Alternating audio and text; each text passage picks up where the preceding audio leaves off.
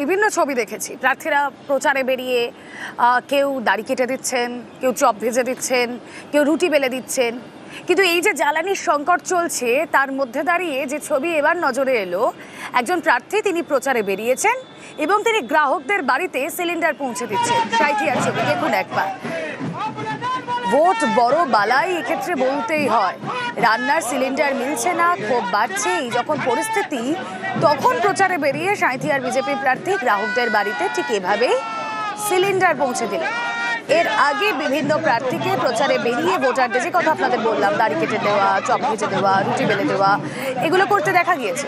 আজ প্রচারে বেরিয়ে এলাকার মানুষের বাড়িতে সিলিন্ডার পৌঁছে দিলেন সাঁইথিয়ার বিজেপি প্রার্থী কৃষ্ণকান্ত সাহা।